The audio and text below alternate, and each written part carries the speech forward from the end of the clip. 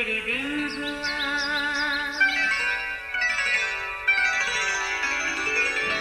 نیا پھر دن ہوا، پرانی رات کا کرے سو شکر ہم خدا کی ذات کا، خدا کی ذات کا نیا پھر دن ہوا۔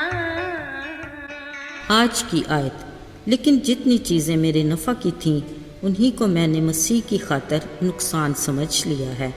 فلپیوں 3 باب 7ویں آیت۔ عزیزو، کارخانہ قدرت میں بہت سے حیرت انگیز کرشمے ہیں جن کو قادر مطلق خدا اپنے کلام کی قدرت سے سنبھالتا ہے۔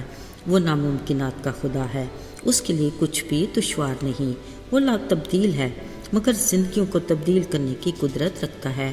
خدا کے کلام میں بہت سے ایسے کردار ہیں جو حیرت انگیز طور پر تبدیل ہوئے، جس کے بارے میں کبھی سوچا بھی نہیں جا سکتا۔ جب یسوع المسیح کا زمینی دور اختتام پذیر ہوا، اس کے بعد کا دور ایسا تھا کہ آسمانی بادشاہی کی منادی کا کام بڑے زور و شور سے شروع ہوا، جو اس دور کے مذہبی ٹھیکیداروں کے لیے ناقابل برداشت تھا۔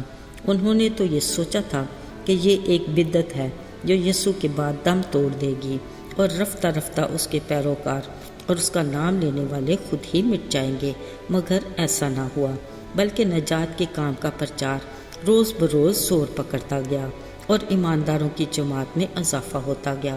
ایسے میں کچھ لوگ اٹھ کھڑے ہوئے جو اپنی محدود سوچ اور ناقص عقل کے مطابق نام نہاد بدعت کو مٹانے اور رومی سرکار کو خوش کرنے کے لیے سرگرم عمل ہوئے۔ ان میں ساؤل نامی ایک شخص بھی تھا، تند مزاج اور جوشیلا، مگر سرکاری سطح پر ایک معزز شخصیت تھا۔ اس نے سرکار سے اس طرح کے اجازت نامے لیے وہ کھلے بندوں عبادت خانوں میں جاتا، عورتوں مردوں کو باندھ کر لاتا اور قید خانوں میں ڈال دیتا۔ وہ شاگردوں کو بھی ہراساں کرتا۔ وہ یسوع کے نام لیوا لوگوں کا بدترین دشمن تھا۔ مگر عزیز و محبت کا پیکر خداوند یسوع اپنے لوگوں کے اس دشمن کو اپنا دوست بنانا چاہتا تھا۔ اب ساؤل کے لیے خدا کا آئندہ منصوبہ تیار ہو چکا تھا۔ پھر اپنے مقررہ وقت پر خدا نے ساؤل کو عین اس وقت پکڑا جب وہ اپنی پلاننگ کے مطابق خدا کے لوگوں کو گرفتار کر کے قید میں ڈالنے کے ارادے سے دمشق کی راہ پر رواں دواں تھا۔ خدا کے چہرے کے نور نے اس کے اندر کی تاریکی کو ختم کر دیا، اور اس کی شیریں آواز نے اس کے سنگین دل کو نکال کر گوشتین دل ڈال دیا۔ خدا نے اسے اپنے اگلے منصوبے سے بھی آگاہ کر دیا۔ اب ساؤل ماضی کا حصہ بن گیا اور پالوس حال کی محبت بھری تصویر بن کر نمودار ہوا، جو تمام سننے اور دیکھنے والوں کے لیے حیران کن تھا۔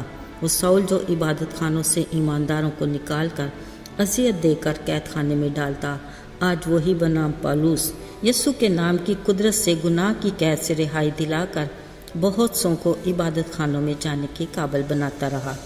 عزیزو، پالوس کے لیے خدا کا یہ حکم تھا کہ میں نے تجھ کو غیر قوموں کے لیے مقرر کیا تاکہ تو زمین کی انتہا تک نجات کا پیغام پہنچانے کا باعث ہو۔ آج جب وہ ایک جگہ بڑی دلیری سے نجات کی خوشخبری اور گناہوں سے معافی کا پرچار کر رہا تھا، تو ایک شخص بیٹھا جو پاؤں سے لاچار تھا۔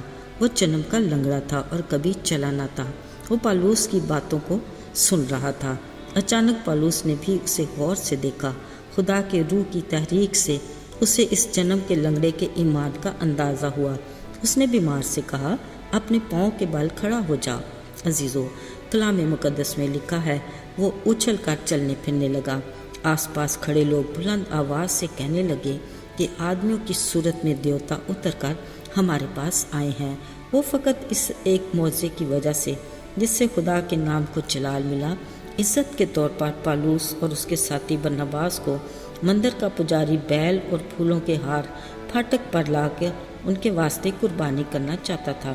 جب پالوس نے یہ سنا تو اپنے کپڑے پھاڑے اور پکار کر لوگوں سے کہا، ہم تمہارے ہم طبیعت انسان ہیں، تمہیں خوشخبری اس لیے سناتے ہیں تاکہ تم ان باطل چیزوں سے کنارہ کر کے زندہ خدا کی طرف پھرو، جس نے آسمان اور زمین اور سمندر اور جو کچھ اس میں ہے پیدا کیا، اور انسان کو ہر نعمت عطا کر کے ان کے دلوں کو خوشی سے بھرا۔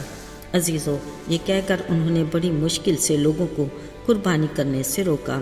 याद रहे, खुदा के खादमों को इज़्ज़त देना वाजिब है, मगर हकीकी खुदा के खादम अपने से ज़्यादा खुदा की इज़्ज़त को तरजीह देते हैं, जो होनी भी चाहिए।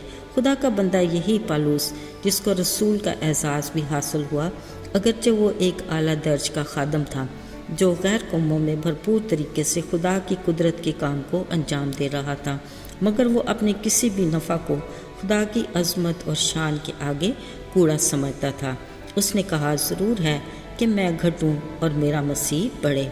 अजीज़ व पालूस रसूल का किरदार आज के दौर में हकीकी और चुनिंदा मसीही खादमों के लिए बेमिसाल और अमली नमूना है।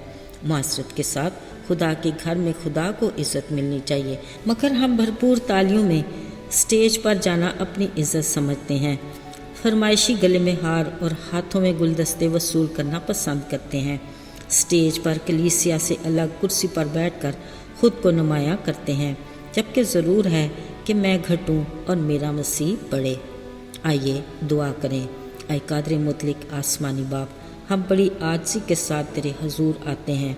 तू किस कदर अजीम खुदा है, आसमान तेरा तख्त है, मगर तू हम गुनहगारों के प्यार में हलीम बन गया। हमें भी हलीम मिजाज बना, ताकि हम तेरी निगाह में मकबूल हों। यसू के पाक और मुबारक नाम में मांगते हैं, आमीन।